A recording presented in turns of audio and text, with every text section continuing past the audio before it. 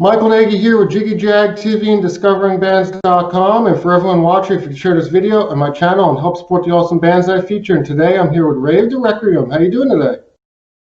I'm doing very good, thank you. How are you doing? Good, good. It's great to have you. Yeah, thank you very much. Thank you very much. It's a pleasure to be on your show. Thanks. And I want to start off by saying, for anyone who is not familiar with the band, you want to tell us a little history and tell us how the band started? Yeah, sure. I started this project, I think it was back in 2011. And we released our demo tape, the first demo tape, in 2013. We got signed to this Japanese label, DWA, right away, pretty much. I think it was a couple of months later. And we still do pretty much what we do back then. We create this modern hybrid of metal music, of electronic music, of symphonic music, topped off with really catchy hooks and really melodic choruses. And we have released 4 albums since, and we're currently signed to Out of Line Records. Awesome. And yeah, you recently released Stigmatization, and it's going over really well. And how long did that take to make? Oh, that's a really good question. I'm constantly in the process of making music, you know, it never really ends. It's like this never-ending flow inside my head. But I think, technically, I think it took about 2 years because it's a long process. I mean, first of all, I get those visions, you know, I call them visions.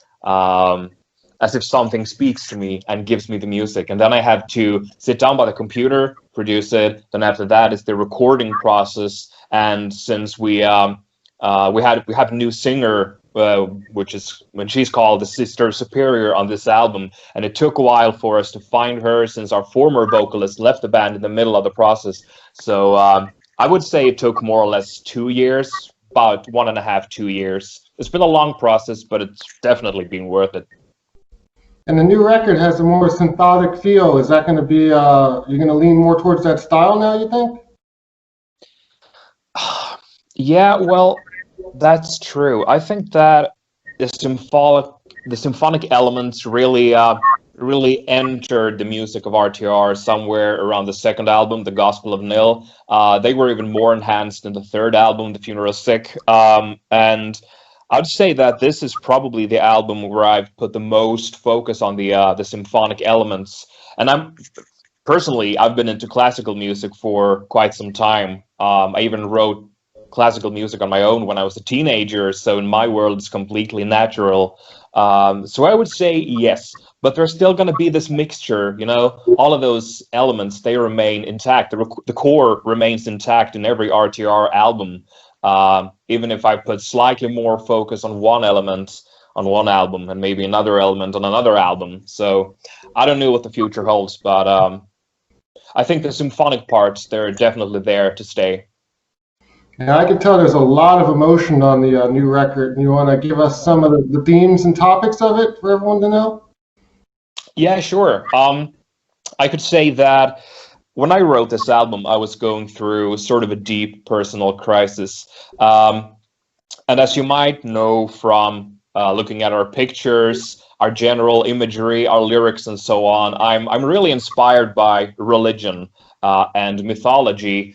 And of course, when you hear the word stigmata, you know, it refers to the wounds which Jesus of Nazareth suffered during the crucifixion. But in my world, it has really nothing to do with Christianity, but it has everything to do with the meaning of religion and the symbolism behind it. Because I think that the story of the crucifixion, that's more like a symbol for what I was going through and what lots of people go through. It's the death of the old world, but also the birth of a new world. So it's the death of an old world and birth of a new world. And I think that sums up pretty much what I was going through at that time. And the title Stigmata Itch more or less means to long for the end, because there is nothing you could do about it, really. And I think I think it was quite convenient that it was released in 2020 as well, considering the ongoing pandemic and everything. I mean, now more than ever, we need to have faith in a better future rather than dwelling on the past. So yeah, that's pretty much the theme of the album. Now, is this whole pandemic and lockdown inspiring you to write even more new music? Yeah, most definitely. I can say that, I mean, since we haven't had any gigs at all this year, we've put so much focus on everything around it. I mean, the process of writing and recording Stigmatization was actually, it took a little bit longer because we were given more time. We talked to the record label and they told us that, well, there ain't going to be no summer festivals this year, so there's no rush. You can work, you can put this little extra work into the album if you want to. So we did. And I mean, we made the best of it. I mean, there's nothing we could do about the situation in itself. So we've put a lot of focus on like photography, recording really cool music videos, which we did during the summer when the restrictions were a bit lighter. Nowadays, it's tougher once again in Sweden. So, I mean, we do the best of it and hope for a better future, of course. Definitely. And I notice all your records seem to take about 2 years to come out. So do you think 2022 we can say for next album maybe? I truly hope so. I think 2 years is a good time. It gives me enough time to work on a record and really make it as perfect as possible, and it also gives the listener and the fans the time to really build up that anticipation, you know. And are you going to be releasing another single from Stigmatization anytime? Maybe.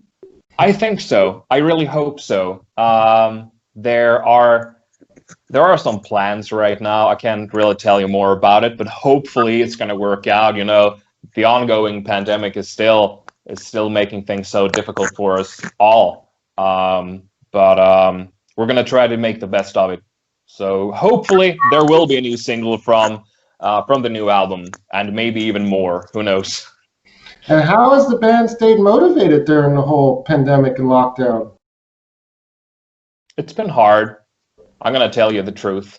I mean, I think everyone's been going through hardships during this year, but I mean, for us, it was a little bit extra hard because I mean, we found the new vocalist Jenny, who's also called the Sister Superior, in February this year, or sorry, the last year, and around March, I believe, was when the pandemic hit us really hard.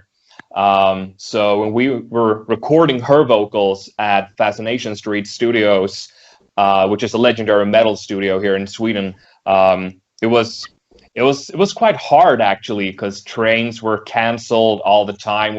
She had a really hard time transporting herself, like traveling from Gothenburg to the west coast of Sweden to the east coast of Sweden where the studio is located. So it was hard. We had to fight a lot, but at the same time, she light a spark within me and within the entire band, because we left behind a pretty dark past with lots of uncertainty about the future, considering that we didn't have a female vocalist at this point. So when she came, we were all so eager and filled with passion. So I mean, we've really been making the best of it, and she also proved to be really reliable and to really have faith in the cause, you know. Because, I mean, she didn't pull out despite the pandemic. She's still with us 100%, and she's more than eager to perform live with us, which she hasn't even done yet. So, yeah. Yeah, it's difficult when you get a new member, but she fits really well. Yeah, thank you very much. I appreciate it. I'm going to tell her. Thanks. Now, if people want to find you online, look you up on social media, get your music, how do they do that? Just go to whatever platform you want to, pretty much. But I mean, you can look us up at on Spotify, on iTunes, on Deezer, or you could buy our physical CDs and other pretty merch. So you can go to the Out of Line store. You can just Google Out of Line store and then go search for Rave The Requiem, and you will find lots of goodies, I assure you. Awesome. And I want to ask, where would you like to see the band in maybe a few years from now? I would like to see us even more popular, because if we are even more popular, then we will help more people with our music. People will enjoy it, and people hopefully will become happy, and we can bring something to this world, because that's what music is all about. It's about us bringing this gift to the listener, to the people. That's what's most important. And for you, how has music helped your life, like doing the band and making music? I would say that it has saved me 100%. Back in the days, I was a very lost and angry young man, going through I was going down a pretty dark path, and I was going through some really tough shit when I was younger. And music actually saved me. So I would say that if it hadn't been for music, I would have been dead or in prison by now. It's a cliche, but that's actually true. Wow. So music helped me to deal with lots of issues, and it has been helping me ever since I was a little child. So making music on my own was pretty much my catharsis, that's how I cleansed my soul of all the shit within. And that's still the case. So music saves. And I'm gonna tell this little short story here, actually, because one night when I was sitting up, I think it was around 2 o'clock Swedish time in the night, this Australian girl sent me a text on Messenger, Facebook Messenger, and she told me that she earlier that day was planning on committing suicide. She was going to take her life, but she listened to the music of RTR, and she found strength in our music, and she decided to choose life before death.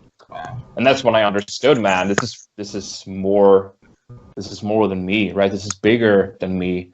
And there's a purpose why I'm doing this. So that really fueled my fire to continue doing this. Wow, that's powerful right there. Yeah, it's really powerful. It was like an epiphany, more or less, for me. Wow, that's great to hear that you were able to save someone like that.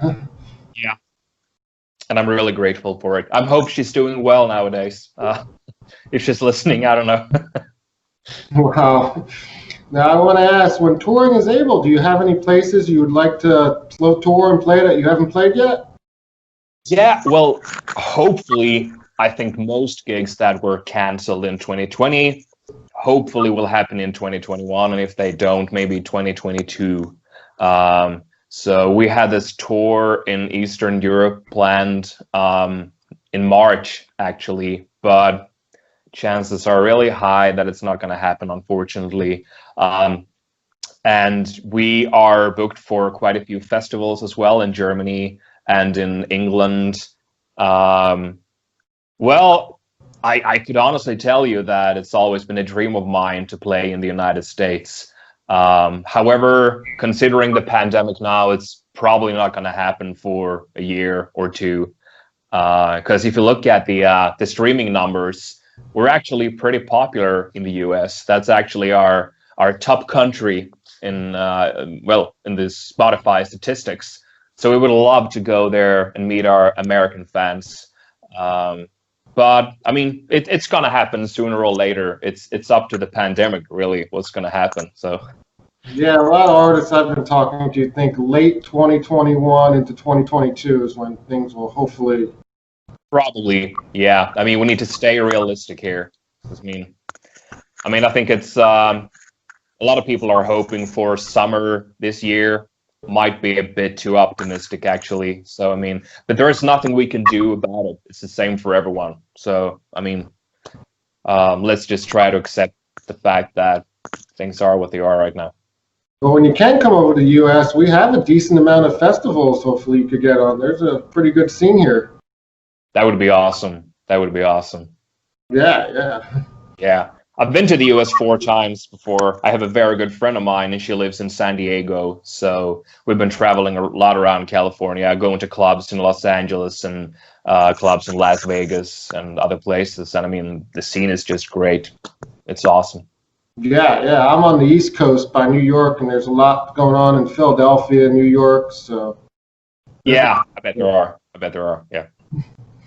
Well, yeah, hope to see you when you come out sometime. And it was good talking with you, and everyone look him up.